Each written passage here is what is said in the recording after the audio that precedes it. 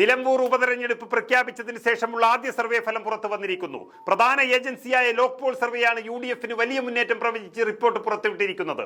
UDF 48%, LDF 37%, BJP 6% vote നേടുമ്പോൾ അൻവർ ഒരുപക്ഷെ നോട്ടയ്ക്കും പിന്നിലായി 4% ഒതുങ്ങുമെന്നാണ് സർവേ ഫലം വ്യക്തമാക്കുന്നത്.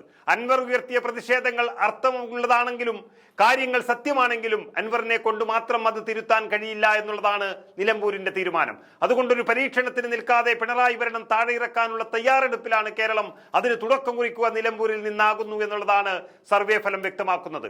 ഏകദേശം 85,000-നടുത്ത് വോട്ടുകൾ ആര്യാടൻ ഷൗക്കത്തിനും 65,000-ഓളം വോട്ടുകൾ സ്വരാജിനും ലഭിക്കുമെന്ന് സർവേ പറയുമ്പോൾ വലിയൊരു ഭൂരിപക്ഷത്തിലേക്കാണ് UDF കടക്കുന്നതെന്ന് മാത്രമല്ല വലിയൊരു ജനവികാരമാണ് കേരളത്തിലെ ഭരണത്തിനെതിരെ ഉയർന്നു വന്നിരിക്കുന്നത് എന്നതാണ് നിലമ്പൂർ നൽകുന്ന സൂചന. പാലക്കാടും തൃക്കാക്കരയും പുതുപ്പള്ളിയും പോലെയല്ല ഈ ഉപതെരഞ്ഞെടുപ്പ്. LDF-ന്റെ അക്കൗണ്ടിൽ കിടക്കുന്ന ഒരു സീറ്റിൽ UDF ജയിക്കുന്ന സാഹചര്യം വന്നു എന്ന സർവേ വന്നതോടെ വലിയ ആശങ്കയിലാണ് ഇടത് ക്യാമ്പിൽ വന്നിരിക്കുന്നത്.